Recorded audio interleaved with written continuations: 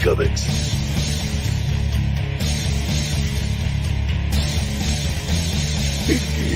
Comics.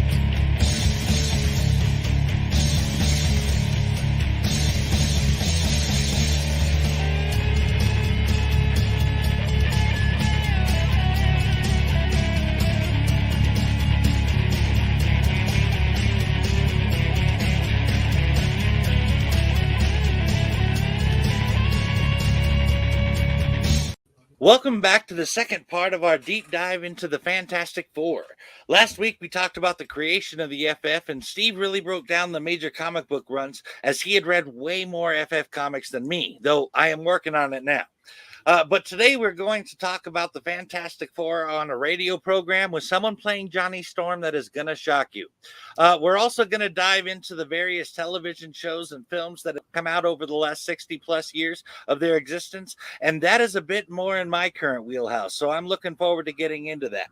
But before we get started, was there anything you wanted to say, Steve? Yes, it's clobbering time. While I'll admit that I prefer the original comics version of the Fantastic Four, there have been times that adaptations got the idea down decently well on the screen, but this is also a franchise that has struggled quite a lot on the big screen, which we'll get into as well. I'm looking forward into getting into those ups and downs. So, Mike, how would you like to get us started? I would love to. I think the earliest incarnation of the FF outside the comics came in a 1967 animated cartoon produced by Hanna-Barbera. The show ran for 20 episodes on ABC from September 9th, 1967 to September 21st, 1968. I think that Fantastic Four cartoon was part of a package deal with ABC, who also ran a Spider-Man cartoon concurrently with the FF1 on Saturday morning cartoons, but produced under another company. Saturday morning cartoons were awesome, and kids who don't get to experience that anymore are just missing out. I have said this before, but it was just not Saturday morning until I heard Stan Lee call me a true believer in the Marvel Hour in the early 80s. Now, I have not personally seen the 67 FF cartoon made by Hanna-Barbera, but I watched the crap out of the 67 Spider-Man series. And while they are made by different companies, I can say that the Spider-Man show does not stand the test of time well. It didn't bother me when I was a kid watching reruns of it.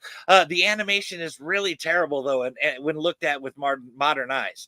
But it would not be the only cartoon made back in the day that was not good, but we didn't notice it as kids. I still haven't seen much of the 67 FF cartoon. I've seen some clips from it, though, and it looks decently made for its time.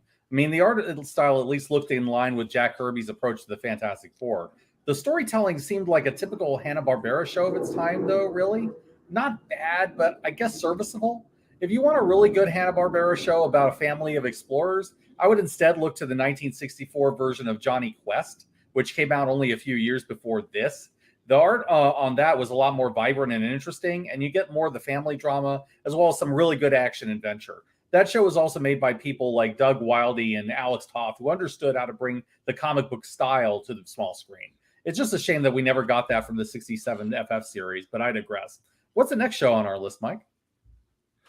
Well, the next time we hear from the FF outside of the comics was actually a short-lived radio program in 1975 that adapted the Lee Kirby stories for the radio into short 5-minute episodes.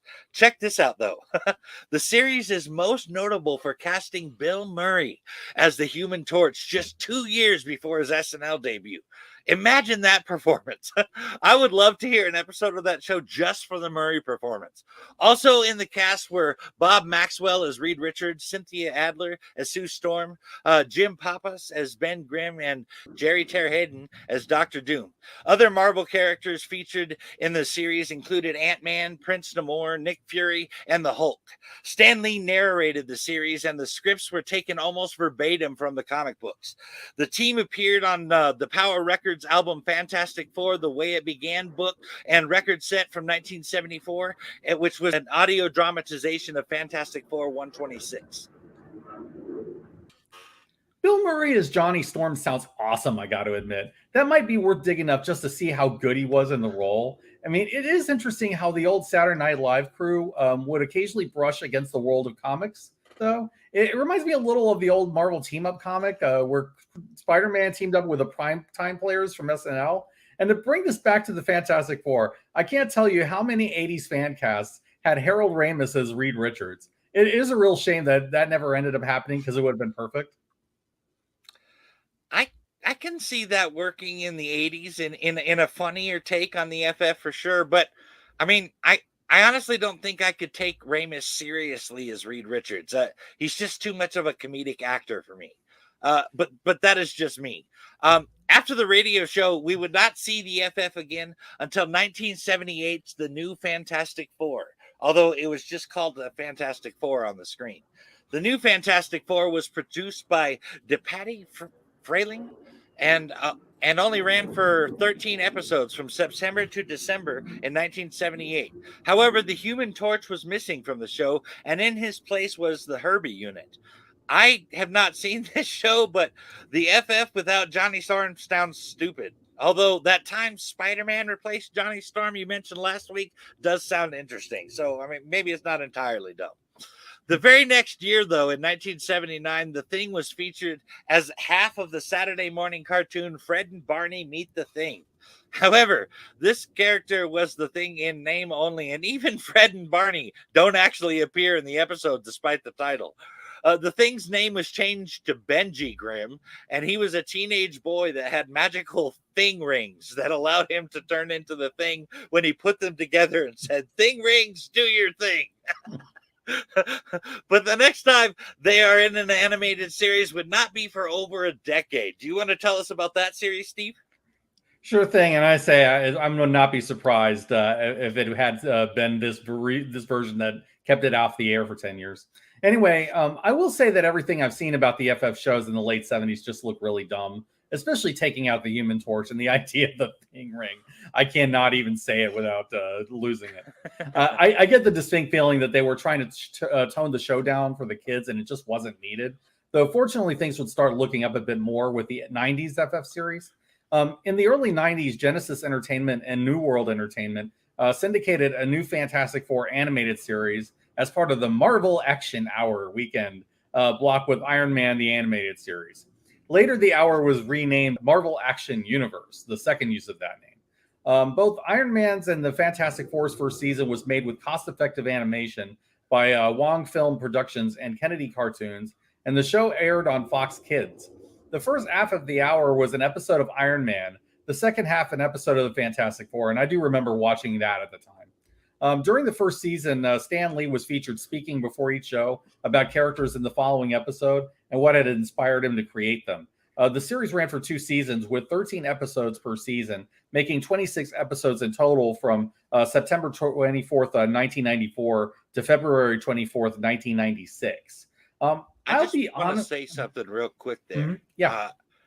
I really wish that it talked about Stan Lee doing a little narration at the beginning of each episode with what inspired him to create the characters. I really wish they had that on Disney Plus. That would be awesome. I'd love to see that in those episodes.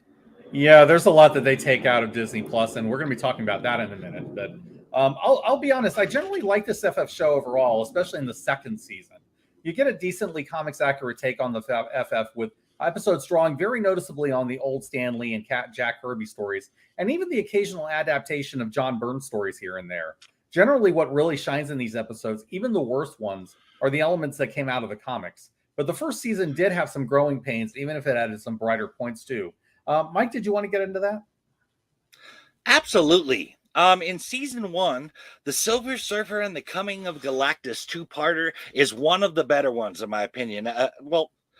Aside from Reed calling Johnny Storm his brother-in-law son, I particularly liked the opening where Dr. Frankenstein is bringing his monster to life because Ben liked it. I know that he feels like a monster despite his heart of gold. Also, Dr. Frankenstein ignores the woman who is warning him of the danger because nothing must stand in the way of science. And science making Ben Grimm into a monster is reflective of the bitterness Ben has against Reed for making him that way, even if Ben tries to bury that. And it is, of course, reflective of how Reed's pursuit of science, despite the dangers, led to what made them the FF. Uatu is a bit confusing, though. He He puts up not one, but two screens to stop the Silver Surfer and Galactus from discovering the Earth, and he directly gets in the way and blocks Reed Richards from attacking Galactus, yet says that he is forbidden to act. When Sue confronts him about this, a little late, granted, and he basically says that talking is not acting, and so he has not violated the decree. But these things I can set aside as I realize this is clearly aimed at children. All in all, it's a great two-parter for the first season of the show, which, in my opinion, did not have many good episodes. I have one more episode connected to this one that I want to talk about from the first season, but were there any episodes that jumped out at you in the first season? There were, but before I get into my main choice, I do want to mention one other episode called Incursion of the Skrulls. I mentioned this one because you cannot find this on Disney+. It's not listed there at all. But you do know that it exists because in the subsequent Skrull episode after this, Stan Lee absolutely mentions it on the air. So you know it's there, it's just missing. But beyond that, you can find this episode for cheap on Amazon, though, and which is how I saw it. But it is a pretty good Skrull episode. The Skrulls try to divert the FF away while they use their shape-shifting to discredit the team. And the FF has to get away from the U.S. government while figuring out how to stop the Skrull plan.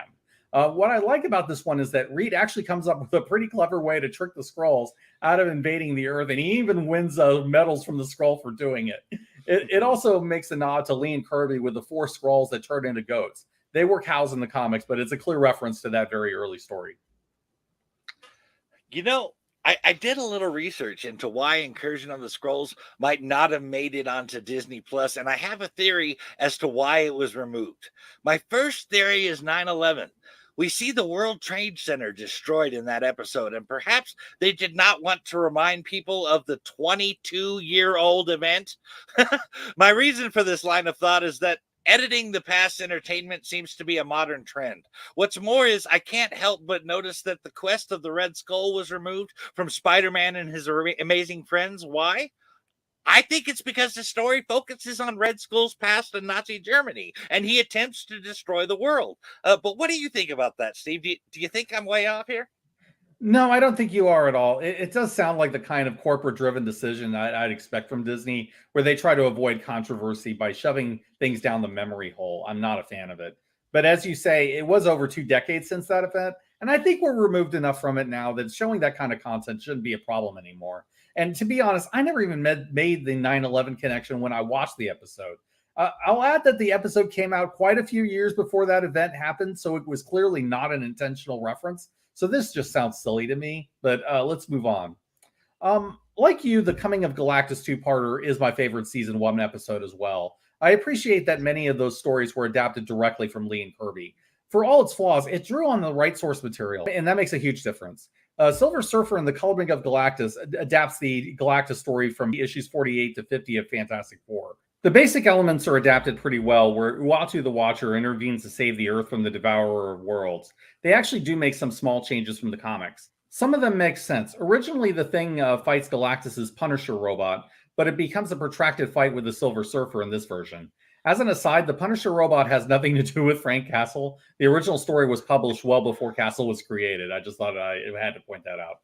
Anyway, I felt like that move gave Surfer a bigger story role and set up his character arc well. The robot also ends up being switched out later for Galactus' other heralds like Firelord and Terrax, which I thought was a more questionable decision.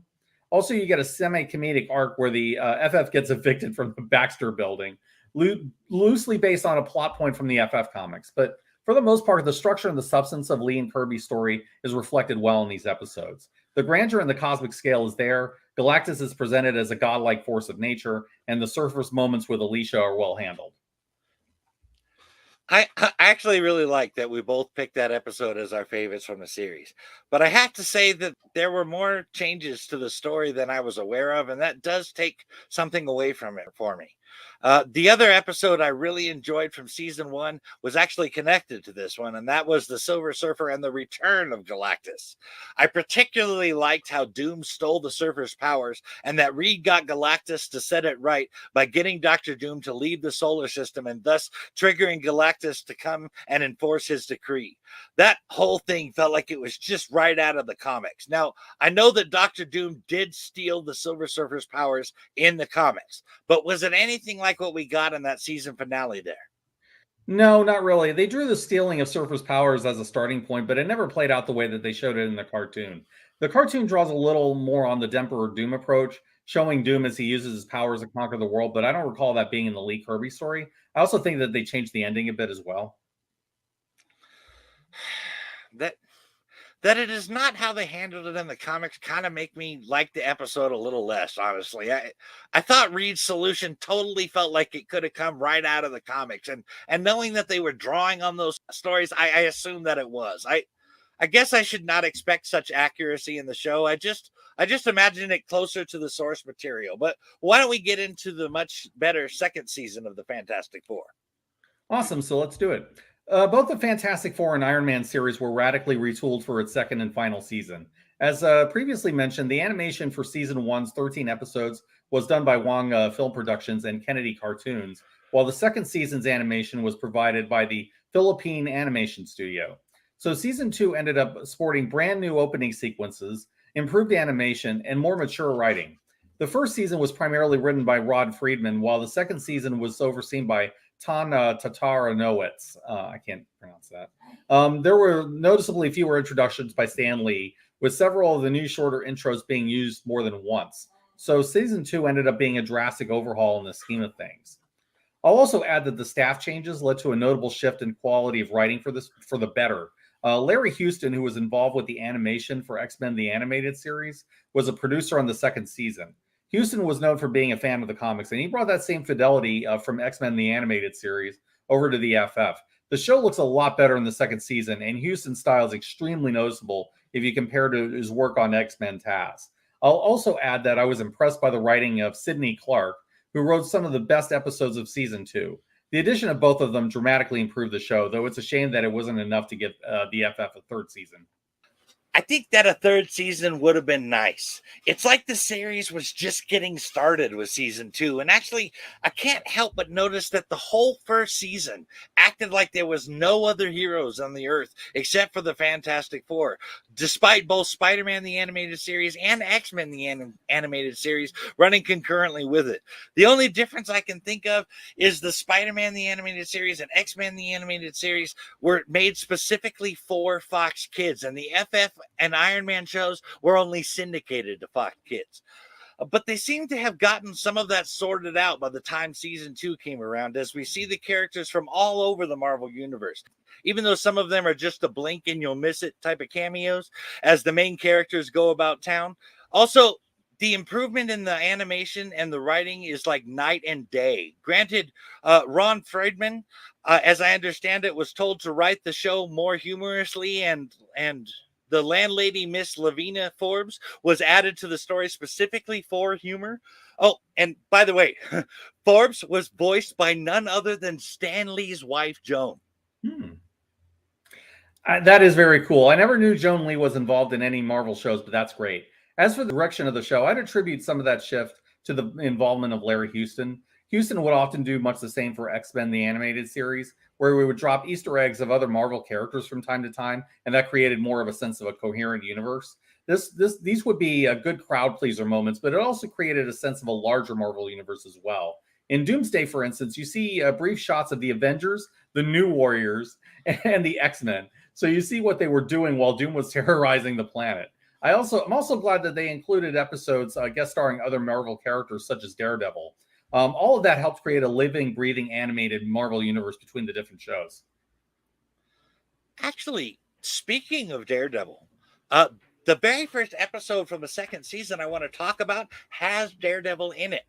In our top 5 animated Batman films episode, we talked about the self-sacrificing hero in regards to Batman and Spider-Man.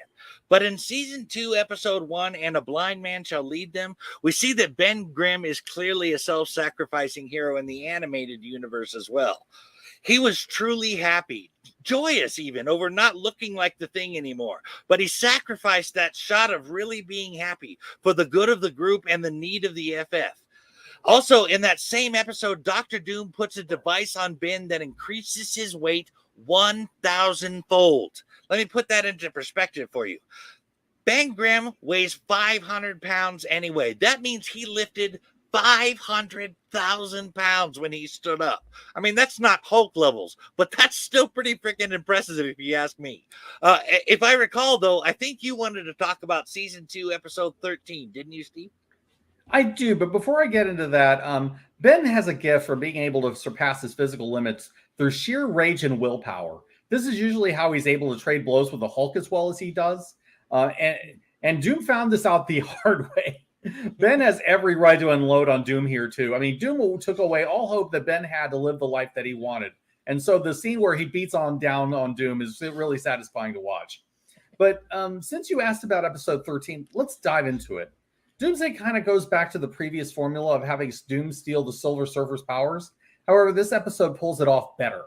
You get a lot less of the season 1 silliness and a lot more of the threat of cosmic power Doom. Doom starts off by defeating the Thing by freezing him into a statue. And then he takes out the rest of the FF individually until he goes after Reed and Sue, which I will say is actually good planning. The interesting thing is that he doesn't kill them. I think the idea was to deliberately make the FF feel helpless as Doom run roughshod over the entire world. He wants Richards to admit that he's powerless against the cosmic Doom. And watching Doom try to take over the world is pretty well done. Eventually, the FF does trick Doom into losing his power by having him run into Galactus's barrier, which is meant to keep the Surfer on Earth. But generally, I feel like they did a good job with this one all in all. It's not perfect, and I don't think this Doom is quite as competent as the comics version, particularly towards the end. And I feel that the ending could have been a little better executed. But overall, I think it's one of the better portrayals of Doom that we've seen on screen to date. I think I can certainly agree with that. I had a similar thought about Doom not quite being up to par with his comics counterpart, but I think it does work well enough for this episode. But I'd like to talk about my next pick from the series from season 2, episode 5, Worlds Within Worlds. This episode made me very impressed with both Susan Storm and Ben Grimm.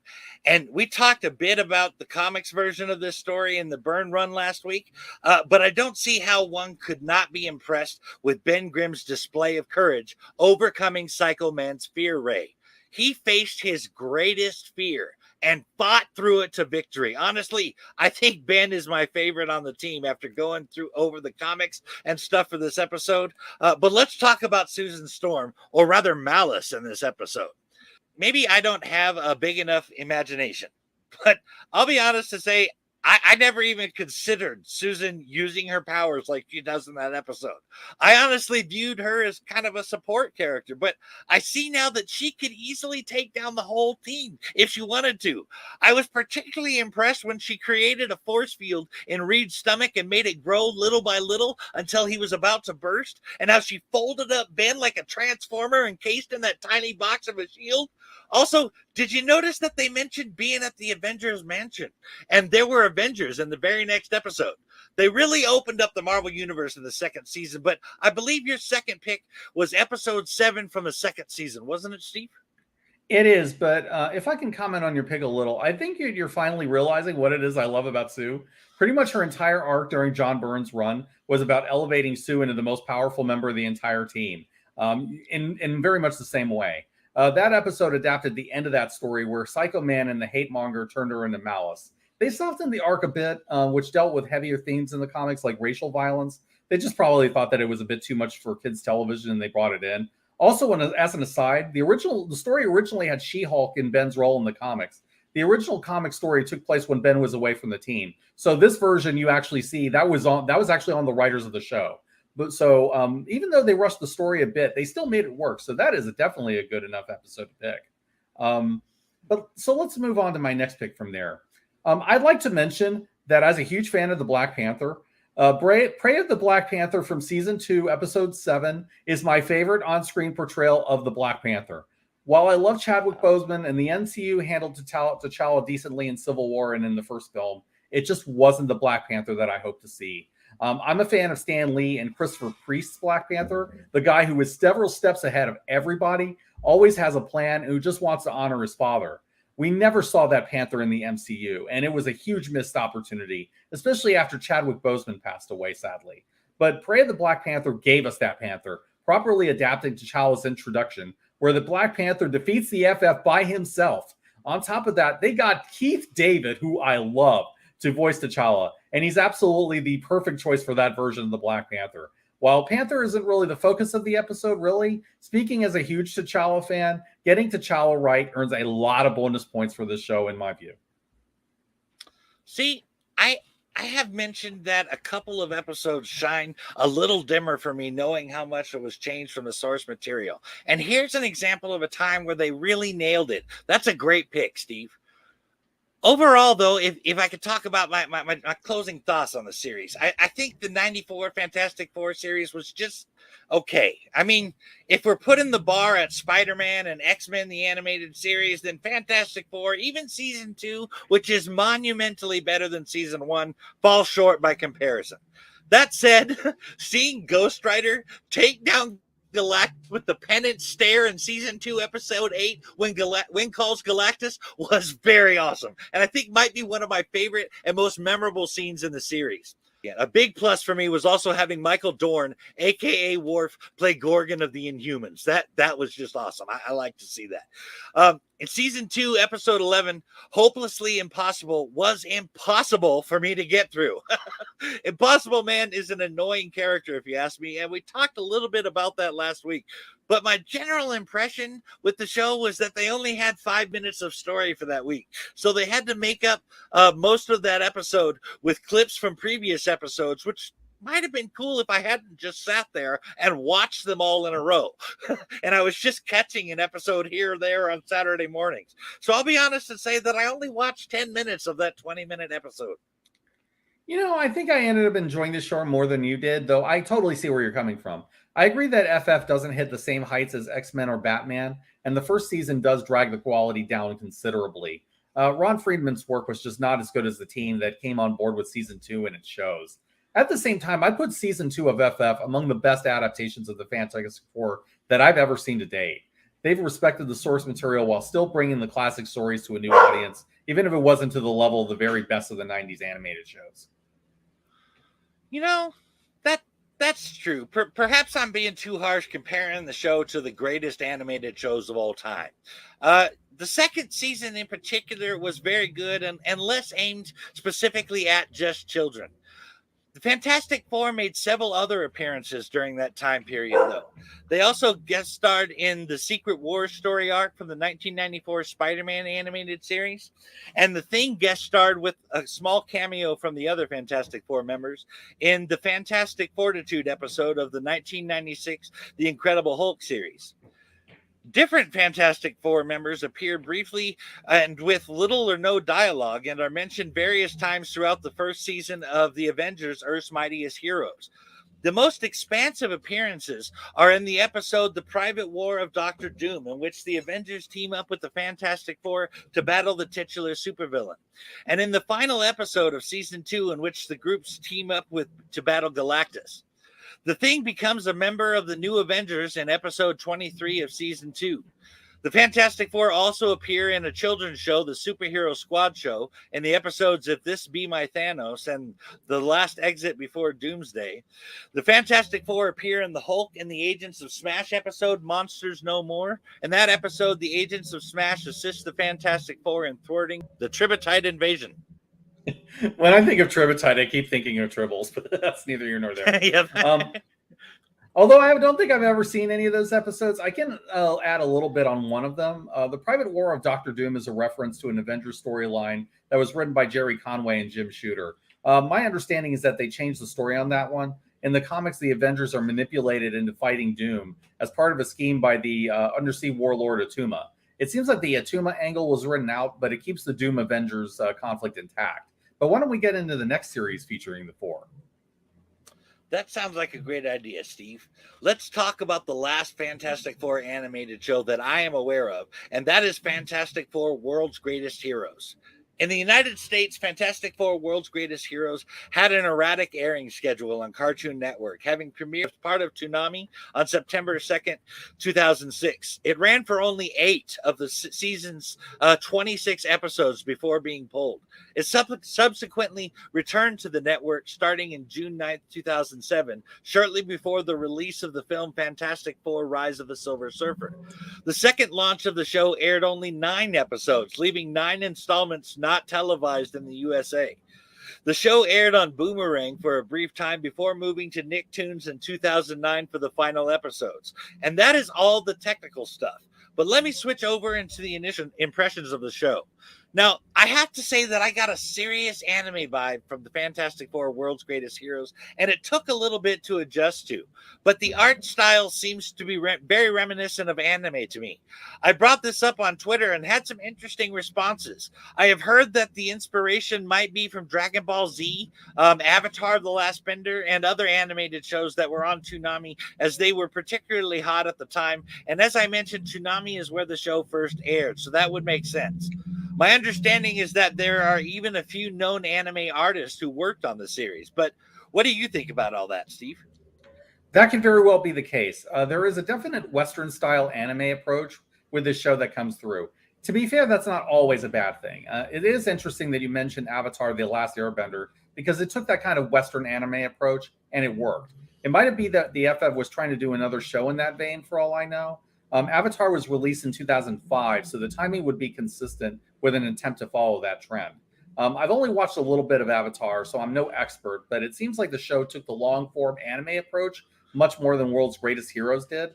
The FF show tended to go much more self-contained in its storytelling and much more exaggerated in its treatments of the characters, both in the writing and in the art style. So I'm guessing that they went off the surface elements of anime more than the substance that you typically find in a lot of Japanese anime shows. Still, I will admit that the art style initially put me off from the show at first. I didn't really care for the uniform designs, and I was a bit concerned about getting more anime-style writing in this show. It's definitely an acquired taste if you're not into anime or manga, and my anime tastes tend to lean more into old-school style shows like Cowboy Bebop, Ninja Scroll, and so on. So the style they used on this show took some getting used to for me. As I finally started watching World's Greatest Heroes, though, I realized that the show was much better than I originally had took it for. Much of the reason for that is that Craig Kyle and Chris Yost were involved with the show, and they've done some really solid work in Marvel's animated shows over the years, and they delivered the goods pretty well here too. I really think that they did too. In fact, I will go as far as to say this is actually my favorite animated FF show. But I will admit that I too had similar aversions to the show based solely on its art style. Sorry if this bums our listeners out, but I don't like anime. It was not until diving back into the comics again that I gave it a shot, and I too liked it more than I thought I would. So I would like to transition into discussing some of the episodes that jumped out at us watching the series. We have both picked out a couple of episodes apiece, and chronologically speaking, Steve, I believe the one you wanted to discuss first was from Season 1, Episode 10, and I figured you probably ought to start us out with your pick, being that all the rest of them are from Season 2. That sounds good. Let's do that. So we'll start with Imperious Rex. The title, of course, refers to Nemours' iconic catchphrase, so you know right away that this is an episode dealing with Atlantis and the Submariner. The episode does tweak with some elements of Nemours' backstory. For instance, he isn't an amnesiac in this version, and Nemours starts off in his place as King of Atlantis. Pretty much he arrives after destroying a fishing boat in New York Harbor, making an ultimatum to the surface world. From there, Sue and Johnny intervene, and things get crazier from there. Now, I like this version of Nemours' introduction for a couple of reasons. One, I appreciate that Nemours and Sue's relationship begins from a position of mutual respect, and they give Nemours a valid reason to take notice of Sue. Sue plays the role of diplomat in this episode, and she's the one person who seems to appreciate Nemours' point of view, even if she disagrees with his methods. So when they tease the inevitable triangle between Reed, Sue, and Nemours, I felt like they established a good foundation to sell that. Beyond that, though, I like that they never go too far with the love triangle aspect. It's clear that they're building an attraction, but the relationship never goes all that far. The whole thing runs on subtext, and that comes across as more believable to me. The story then becomes about Sue choosing between two worlds, and also about Reed deciding what's most important to him.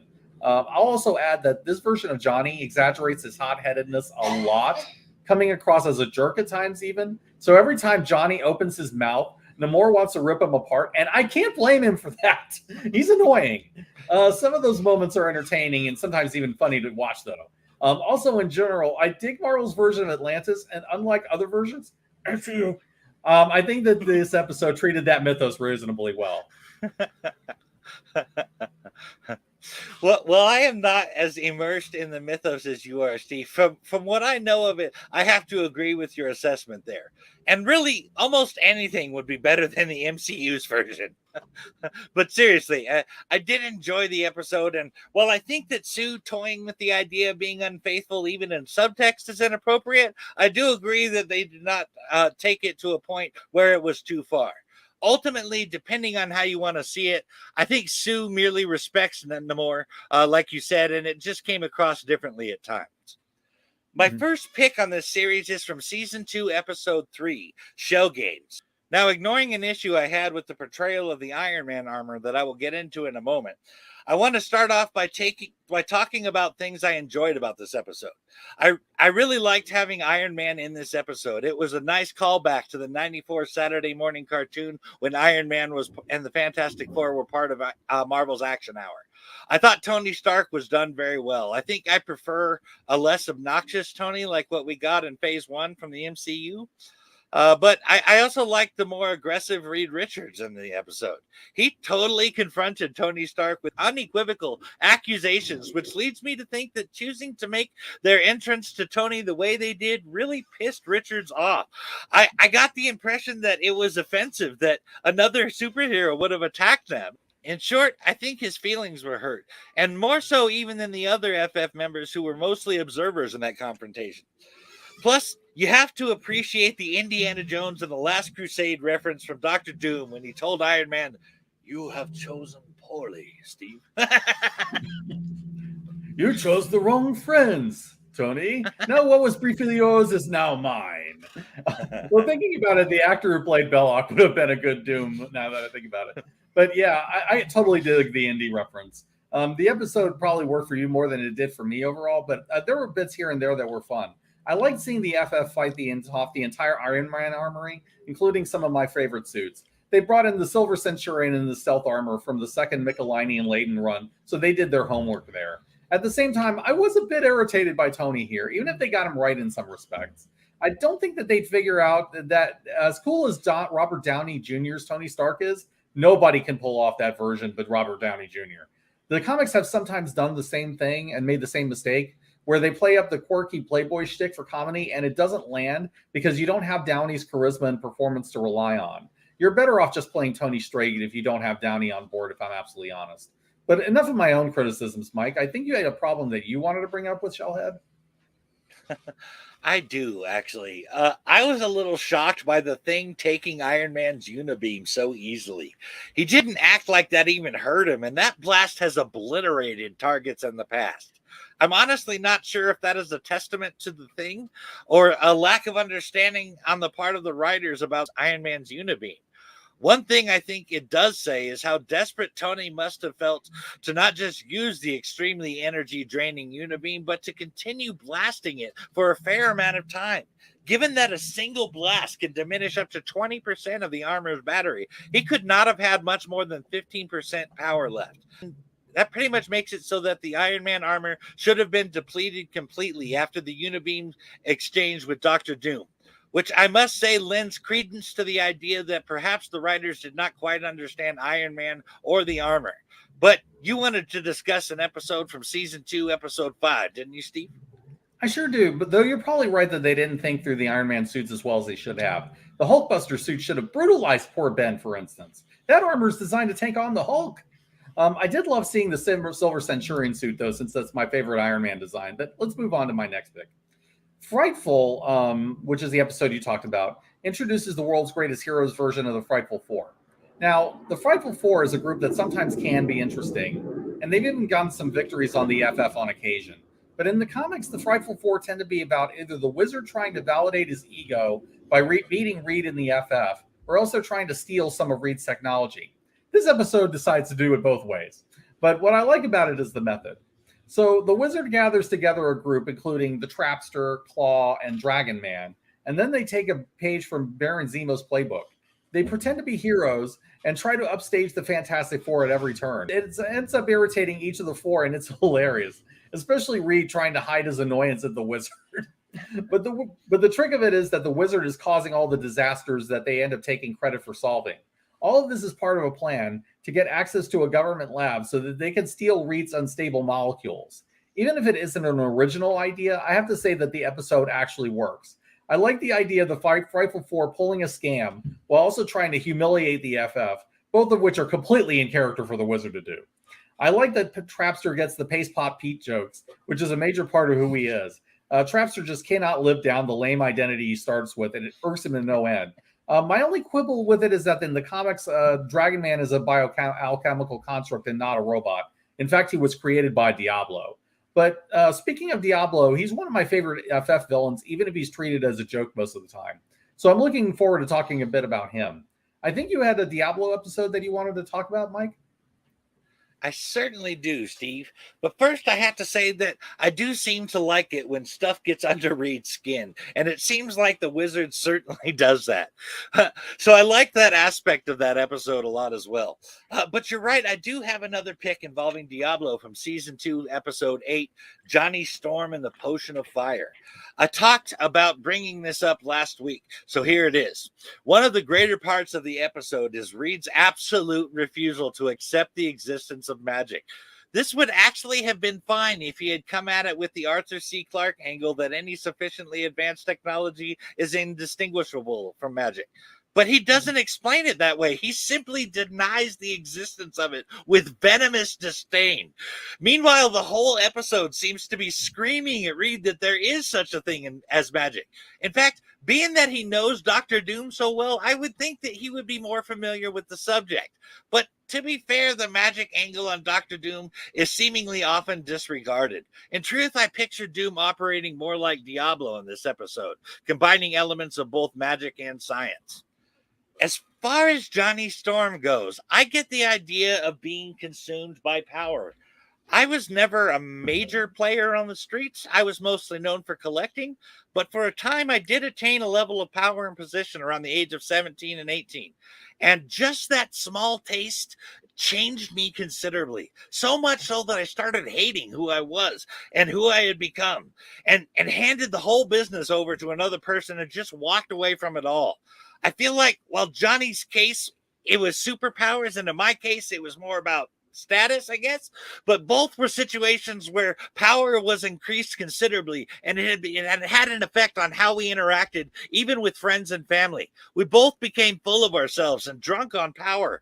Having gone through that, though, I feel like I learned a lot from that experience. And I feel like with Johnny's speech at the end of the episode that perhaps he had done a deep dive into his thoughts and feelings and motivations too, and came out a little wiser like I did. So I related on that level to Johnny's story arc in this episode. That's cool, and I totally understand where you're coming from there. I agree that the episode does handle the temptation of power well as the redemption arc later. Some of it is Johnny being under the influence of the elemental, and he's always been interested in glory and standing out compared to the rest of the team. So I can dig that aspect of it, and I can see where he would be tempted. That said, I do feel like the show does sometimes over-exaggerate Johnny's hot-headedness and jerkish tendencies. Usually, though, it's for comedy. I think they probably saw Chris Evans's performance, and they decided to play that persona up to 11. And then with the possession, they exaggerated even further, if that's even possible. And then with the, I do think that it works for the episode, though. And dealing with a boosted and possessed Johnny with alchemical-based fire powers was a really cool setup. As for Diablo and Doom, I get what you're saying there. In part one, we talked about Unthinkable, where Doom shows what he's capable of when he leans more into magic. But I think the reason Doom often doesn't do that is that he wants to prove that he's smarter than Reed. And a victory where Doom doesn't prove that he's the better scientist feels hollow to him. Doom also understands the cost of magic, and he only pays that cost when he deems the benefits to be worth it. In contrast, Diablo doesn't really care about any of that, and in the right hands, that makes him a truly dangerous and frightening villain. This leads to where a lot of writers have missed the potential in Diablo as a villain, and why he works as an FF opponent if done well. I see Diablo as being fascinated by forbidden knowledge, unfettered by rules or morality. I mean, even Doom has rules he'll abide by. He's a man who operates by his own personal code of honor, as we've seen in the stories we talked about last time. But Diablo will pay any price to gain knowledge and power for himself, and if others are hurt in the process, Diablo doesn't care. He'll sacrifice anyone and everyone if it benefits his goals. And that contrasts perfectly with Reed, who is an ethical scientist who refuses to make those kinds of sacrifices. They're both fascinated by discovering new knowledge, but Reed operates by a strict set of rules, and Diablo doesn't. That's a great hero-villain conflict to work with. Sadly, though, Diablo is very often written as a joke, mainly because Stan himself didn't have a clear idea of who he was at first. So other writers ended up struggling with the character as well, even some of the really good ones. Also, Diablo tends to lose a lot of his encounters, even though he has the power to take the FF on by himself. Because of that, a lot of people don't take him seriously, including his writers, and I've even had moments where I didn't. But this episode was different. This Diablo was dangerous, creepy, and willing to use anyone to get what he wants. He leaves a deep emotional scar on Johnny, and he gives the FF a hard time even though he loses. Even though Diablo isn't the emotional core of this episode, the show seems to understand how Diablo can work effectively, and not many writers can make that work or make that claim. You know, I totally got a Faust vibe from Diablo in this episode, that he basically had given up his soul for ultimate knowledge. I was particularly interested in him having worked on the spell for 500 years. Diablo was definitely scary in this episode, but I will agree that my perception of Doom is a little off, so my Diablo comparison was not maybe as spot on as I figured. But I think I have a better understanding now. Overall, I like this series, and I think it was much better than the 94 series. Hard Knocks certainly had a much better Thing and Hulk fight than the Nightmare in Green from the 94 series. Plus, Johnny Storm asking Ronan the Accuser if he's Angry Smurf in Trial by Fire just cracked me up. That was a cool line. I'll give him that. My general impression of World's Greatest Heroes is that it was a surprisingly good show that did more right than I expected it to at first. I think it's likely because they borrowed a fair bit from Wade and Wieringo, which is never a bad plan. That run was amazing, and it is a great blueprint to use. There are some ups and downs with the series, some episodes that shine better than others, but I think that they did a great job in reinventing some of the classic villains, and I think they handled them more better than I've typically seen him done in other versions. And that's not an easy feat, given that most writers tend to drive the love triangle of Reed, Namor, and Sue pretty hard. I'm still not in love with the art style or the over-exaggeration of Johnny, who I think should be more nuanced, but it's a fun show that hits many of the right notes, and it can be funny too. I'd recommend it if you want a more modern FF take with some decent quality, but sadly, the films wouldn't be quite so lucky as the animated shows were. Mike, why don't you start us off on that? Sure thing, Steve. In 1983, German producer Bernhard Eichinger met with Stan Lee at his home in Los Angeles to explore obtaining an option for a movie based on the Fantastic Four. But he would not attain the rights until 1986, when Bernhard Eichinger's Constantine Films bought the rights for an estimated $250,000. Warner Brothers and Columbia Pictures were interested in doing the film, but were cautious because of Eichinger's $40 to $45 million budget. But the production deadline on the contract expired on December 31st, 1992. Basically out of options and time, Bernhard Eichinger approached B-movie specialist Roger Corman on the idea of producing the film on a $5 million budget in order to keep the rights, which he eventually decided to bring down to $1 million. So the first FF movie went from being $45 million movie down to a $5 million movie, and then down to a $1 million movie, which actually explains a lot. By 1994, Roger Corman had made Bernhard Eichinger's Ashcan movie. For those that do not know, an Ashcan movie is a low-budget piece of crap made solely for the purpose of holding on to the rights of a film. That same year, the adaptation titled The Fantastic Four had its trailer released to theaters, and its cast and director went on a promotional tour. Both Stan and Lee and Bernhard Eichinger stated that the actors had no idea of the situation. The whole time, they believed they were creating a proper release. However, the movie was actually never released in theaters or even on home video. But this movie, like the producer's cut of Halloween 6, survived by way of bootleg copies. While I have not seen the movie in its entirety, I have seen a fair amount of clips from it. And while it looks like they genuinely tried to be comics accurate with the appearances, the special effects and costumes are pretty bad, and I think would only really work on a stage production. But that's what happens when you cut $44 million from a movie budget. However, that is just my opinion. As it did survive in bootlegs, clearly there are those that like it. According to producer Bernhard Eichinger, Avi Arad had Marvel purchase the film's negative for a few $1,000,000 so that 20th Century Fox could go ahead with the big budget adaptation we would get in 2005. So what do you say we get into that first Fox Fantastic Four film, Steve? Sure, let's get into it. Now under production by Avi Arad and Ralph Winter, Fox hired Chris Columbus to write and direct Fantastic Four in 1995. He developed a screenplay with Michael France, but decided to step down as director and focused on producing Fantastic Four under his 1492 Pictures Company. Peter Segal was hired to direct in April 1997, but he was replaced by Sam Wiseman by the end of the year. Fox brought in Sam Hamm to rewrite the script in April of 1998 in an attempt to lower the $165 million projected budget.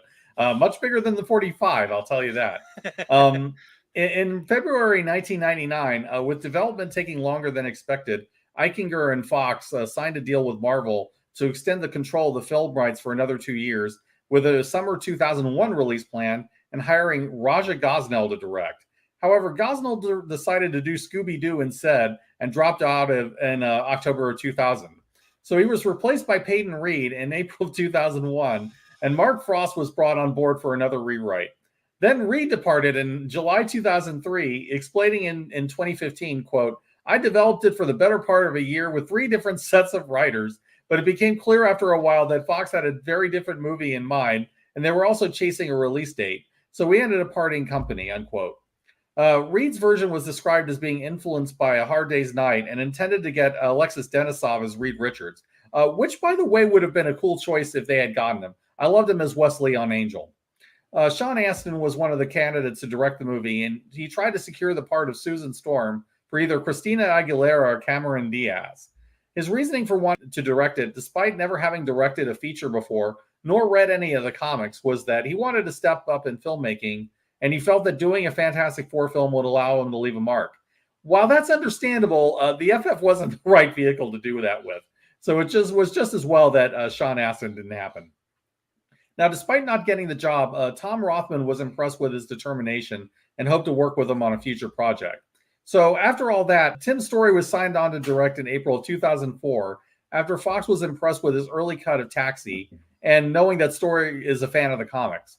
So Simon Kinberg ended up writing uncredited drafts of the script as well. Now, this next bit is interesting. After seeing The Incredibles, Eichinger ordered significant script changes and more special effects because of similarities to that film, which I find hilarious because The Incredibles is basically a Fantastic Four movie with the serial numbers filed off. The family dynamics are similar. The powers are mostly the same but switched around. And villains like Syndrome and the Underminer have a lot in common with Doctor Doom and the Mole Man. Sad to say, The Incredibles is a better FF film than any of the FF live action films that we've seen. But let's get back to the Fox films. In 2005, the second film adaptation, Fantastic Four, directed by Tim Story, was finally released by 20th Century Fox. The film stars Ian Griffith as Reed Richards and Mr. Fantastic, Jessica Alba as Susan Storm, the Invisible Woman, Chris Evans as Johnny Storm, the Human Torch, Mike Chiklis as Ben Grimm, the Thing, Julian McMahon as Victor Von Doom, and Kerry Washington as Alicia Masters. Last but not least, Stan the Man Lee makes a cameo appearance as the mailman Willie Lumpkin. Truly, Stan is the king of cameos. Yes, he is. And I love seeing him even more now that he's gone. But to your bit about the casting there, I have to say that I liked both the costume and the casting for Fantastic Four. Johan Griffith played a great Reed Richards, in my opinion. And I have been a sucker for Jessica Alba since the Dark Angel TV series from 2000. I thought she was a total badass after watching that show. And while Susan Storm is a much different character than Max Guevara, I still think she did well. It was not quite the Sue I had pictured in my mind, but I was not complaining at all. Michael Chiklis did an amazing Ben Grimm and the Thing. That is almost exactly how I saw the character in my mind. Also, the practical effects costume they used for the Thing was amazing. I honestly don't know that could be done any better, even today. But the real shocker looking back on this film was remembering that Captain America's Chris Evans played the obnoxious Johnny Storm and did it very well, I might add. I personally think that shows some breadth to Evans' acting ability. Lastly, I thought that Kerry Washington knocked it out of the park as Alicia Masters. She totally captured the spirit of that character. She had a very kind face. She was very gentle, and she seems to carry that a light that Alicia does. Really, I think the one real standout spot where they blew it was Victor Von Doom. They strayed pretty far from the source material there. Yeah, I totally agreed on that. Though I will say that, unfortunately, I never watched Dark Angel, so I'll take your word on that show and Jessica Alba's performance on that. I'm going to have to see that one day. Now, in the film's defense, I actually like the casting of Julian McMahon as Doom. McMahon is charismatic and he commands attention, which is what a good Doom should be able to do. Where they failed in the character was the writing. I stand by the view that it's always a mistake to downplay the Latvian background or to try to have Doom gain the powers from the FF's accident. But they keep doing it to cut corners, and it makes Doom a less interesting villain.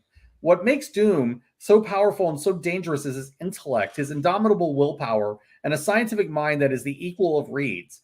Doom didn't gain powers by a twist of fate or a mistake. He sought out that power, and he built it with his own hands.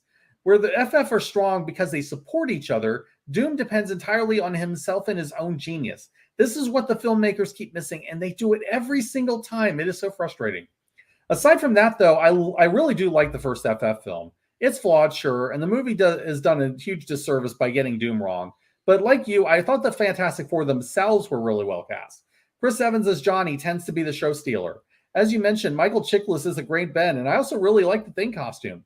Ben is one of the best things, no pun intended, in this film. And I will say, Chiklis made such a huge impression that he did another FF-style show called No Ordinary Family, which is kind of cool. Also, Griffith and Alba do a good job as Reed and Sue. The movie got the family dynamics and the whole celebrity angle down well, too. There's some fun moments here and there as well. So I think the movie's perfectly fine. It could have been better than what we got. To date, though, this is the best Fantastic Four film in live action that we've gotten on the big screen. Right, I have to agree with all of that.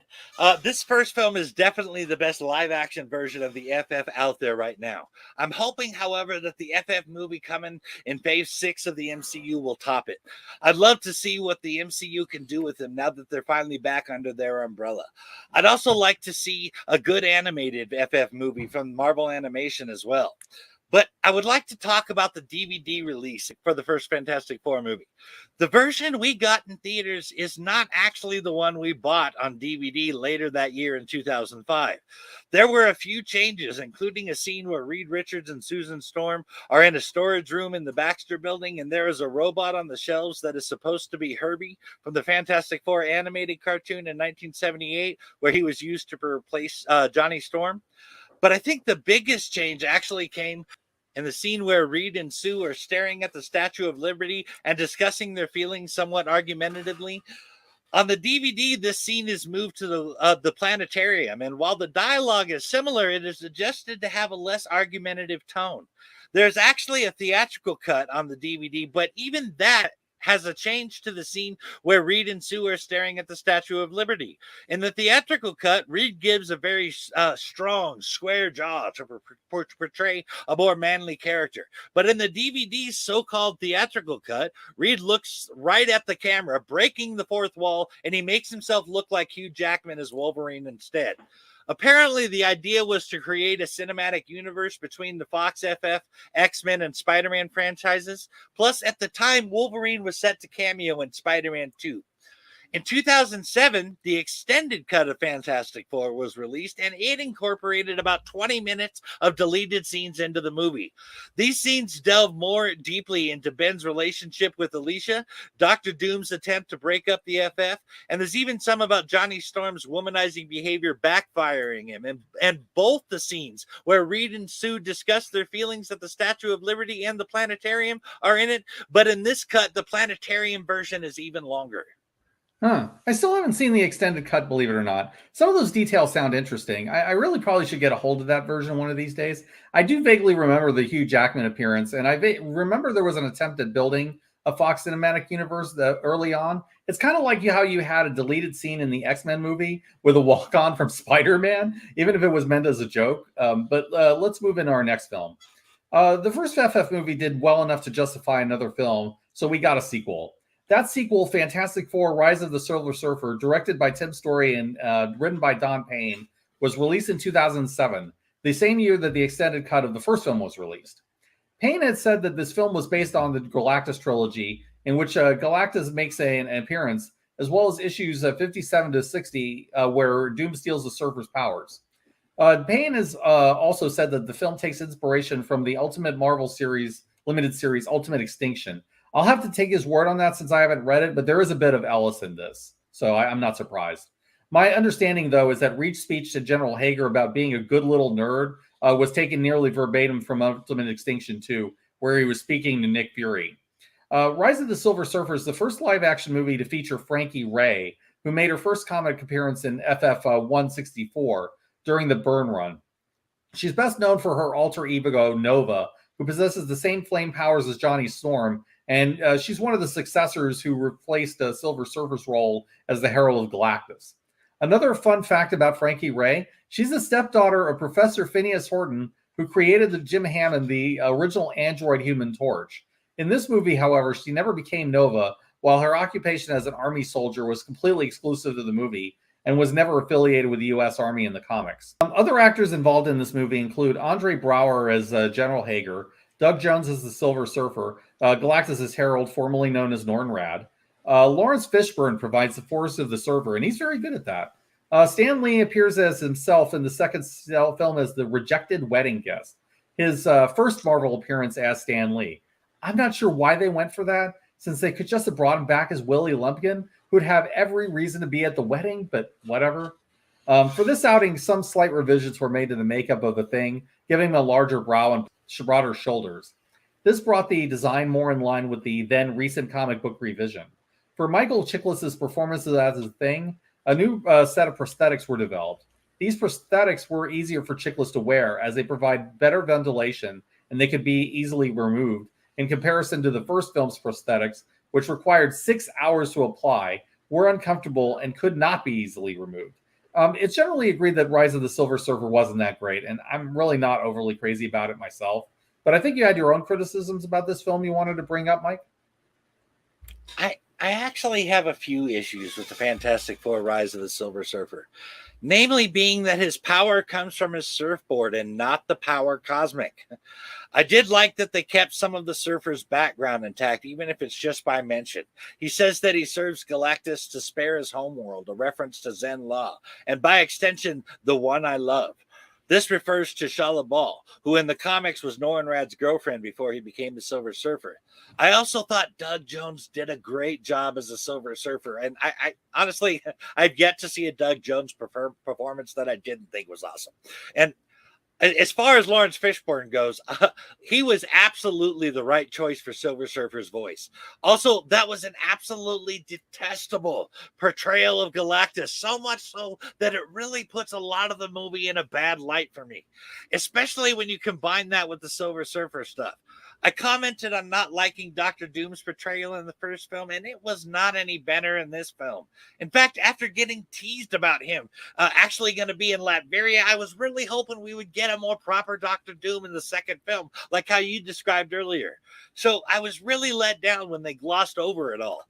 In the comics, Dr. Doom constantly wears his trademark suit of armor since the accident in his laboratory.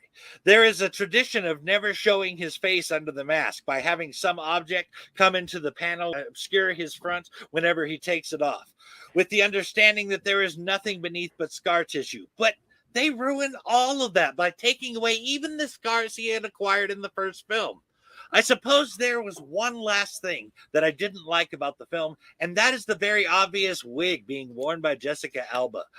It looks terrible. It really sticks out to me. I mean, I understand that her hair suffered quite a bit with all of the bleaching of it for the 2005 movie, so I get it. But spend a few extra bucks on a proper wig. I mean, damn.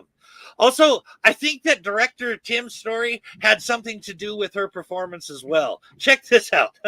Jessica Alba, upon receiving criticism about her performance in this film, said that the director, Tim Story, told her, "It looks too real. It looks too painful. Can you be prettier when you cry? Cry pretty, Jessica.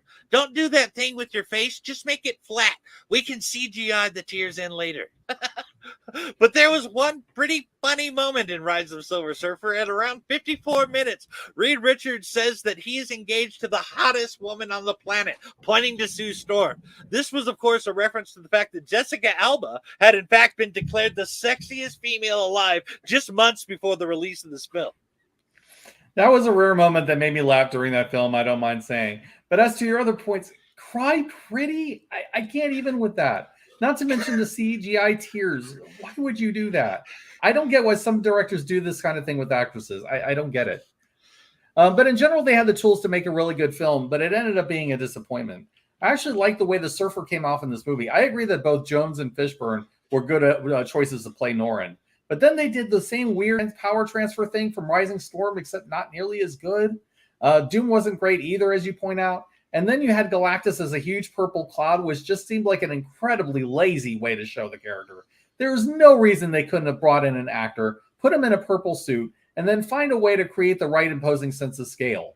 If you look at the Stay Puft Marshmallow Man from Ghostbusters, that had exactly the kind of scale you would have needed. And then they used largely practical effects to make that work. The CGI was much better a couple of decades later, so there's no reason why you couldn't have had a huge guy in purple armor towering over the people of New York in 2007 with that budget.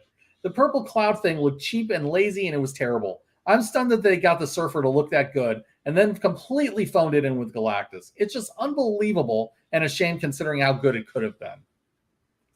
Oh, agreed. Rise of the Silver Surfer could have been and should have been better. It's not like the special effects weren't available, as you pointed out with how good they did the Silver Surfer. And just straight up, for all you filmmakers out there, if the Ghostbusters could do it in 1984, there is no excuse.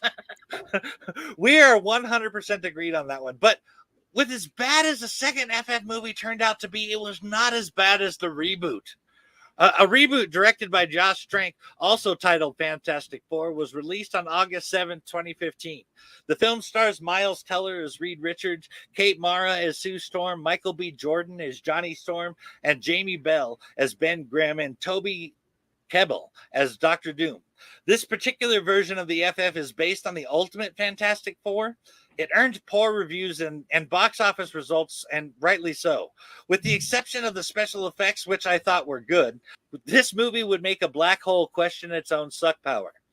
Honestly, though, I think the wrong move was going with the Ultimate version. I personally like what little I have seen of the Ultimate Universe with the two animated Ultimate Avengers films, but I had yet to talk to even one Marvel fan that had anything good to say about the Ultimate Universe outside of Miles Morales. I'm sure my friend Steve here can comment more on that part than I can, though. The fact is, though, that right, wrong, or indifferent, 21st Century Fox was purchased on March 20th, 2019, and all the film's rights of Fantastic Four were reverted back to Marvel Studios. So before I get into what's coming up in the MCU, what can you tell us about the Ultimate Fantastic Four and your thoughts on the Ultimate Universe in general, Steve? Well, I like the Ultimate Fantastic Four at first. In fact, there was a time it was my favorite Ultimate book after Ultimate Spider-Man. I do think it started on a rocky note, though. They got Mark Millar and Brian Michael Bendis to co-write the first arc, and they were an awkward fit together. They gave us a setup with the idea that the UFF would skew younger, late teens to early adulthood, working for Sue and Johnny's father. They also decided to have the Four gain their powers by experimenting with dimension travel to the negative zone, and that was a neat idea. Of course, they also made a mess of things by having Doom get caught in the accident as well. I didn't like some of the changes, while others were interesting, and some of the stories at least had the right feel to them, even if I quibbled on some of the details. Later runs would get better. You had a run by Warren Ellis that was decently enjoyable, and then Mark Millar had a solo run that I liked quite a bit. In fact, Millar introduced the concept of the Marvel zombies in one of his UFF stories, where he had the UFF meet a zombie version of the traditional FF. That one was quite a bit of fun. After Millar left, though, the quality dropped off and the book got canceled. And then the much despised Ultimatum event happened, and that pretty much destroyed not only the Ultimate FF, but the Ultimate Universe as well. The most you see from them now is Ultimate Reed, who became a villain in the 616 universe called The Maker. As for the Fan 4-stick film, oh, yes, the less said about it, the better. I won't sugarcoat this. It's one of the worst comic book movies I've ever seen. To be fair, the first third of it is watchable, and it runs off the original UFF setup. which I'm not a fan of. But once the accident happens, the movie goes completely off the rails and it becomes a complete incoherent mess of a film. I agree that using the UFF origin wasn't a good idea at all. I feel like the FF works best with the team as adults and seasoned adventurers. But I also didn't really like the idea of doing the FF as a body horror film. That's not consistent with the tone of who the FF traditionally are. If you want a body horror film, Marvel flick in the style of Cronenberg, the Hulk is right over there. But that approach doesn't work for these characters and the themes and the tones of the FF. When you start with a bad foundation, you usually get a bad film, and it seems like that's what happened here. Damn. Sounds like it was even worse than I had originally thought. So let's get on to a brighter note. As far as the MCU appearance of the FF that we're all waiting for, here are the bits I was able to dig up. In July 2019 at San Diego Comic-Con, Kevin Feige, producer and head of Marvel Studios, announced that the Fantastic Four film set within the Marvel Cinematic Universe is in development. On December 10th, 2020, during Disney's 2020 Investor Day, Kevin Feige announced that John Watts would be directing the film, but Watts left the project in April of 2022 for personal reasons. On September 10th, 2022, at the D23 Expo, Kevin Feige revealed director Matt Shakman would be taking over as Fantastic Four's director. In fact, Shakman had dropped out as the director of the new Star Trek film due to scheduling conflicts with the Fantastic Four. On July 23rd, 2022, at San Diego Comic-Con, Kevin Feige announced that the film would be released on November 8th, 2024. Also, on July 23rd, 2022, it was revealed that the film was scheduled to begin production in 2023. 4 days later, Kevin Feige revealed that the film would not be an origin story. On September 21st, 2022, Deadline reported that Jeff Kaplan and Ian Springer would be writing the film's script, but the release date has been updated as of October 11th, 2022 by Marvel Studios to be pushed back to February 14th, 2025. On February 7th, 2023, in an interview with The Wrap, Mark Shakman revealed that the film was scheduled to begin production in early 2024. On the March 31st, 2023, Hollywood Reporter reported that Josh Friedman would rewrite the screenplay, replacing Kaplan and Springer. Right now, I'm in wait-and-see mode when it comes to the MCU FF film. The problem for me is that I've been largely burned out of the MCU because of a lot of subpar content between Phase 4 and now the start of Phase 5. The current people making these films don't seem to have much respect for the comics they're adapting or the part of the fan base that wants comic accuracy in these films. I doubt I'm alone in feeling that way either. So that's a hurdle that the FF film is going to have to overcome if they expect me to pay money for it. However, if they're serious about a course correction from Phase 4, as they've indicated, a good way to set that tone is to land the FF movie correctly. It is not too late for them to make the right decisions with this film. So we'll see. They may very well. Right now, the latest word I've been hearing is that they're considering Adam Driver for Reed Richards. While he's not my first choice, Driver is a good actor, so maybe they could make that work. I would personally prefer bringing back John Krasinski. He was a good read in Multiverse of Madness, even if the script wasn't really there for him. But if they show the FF the respect they deserve in their casting choices and their writing decisions, I think this film would be a good start in writing the ship again. I feel similar about the upcoming film as far as the wait and see thing. But I'm willing to hope for something better. Although Wakanda Forever, Prince Namor does not give me high hopes. Well, that about wraps up our Fantastic Four episode. I hope that you've had fun hanging out with us. I know that I've had fun going over this legendary team with such a huge fan like Steve. I'd like to thank our patrons who make this podcast possible and leave you with a quote about the FF from Fantastic Four 100 by Reed Richards. After all these years, all of our adventures, we're still together. We're still a team. The greatest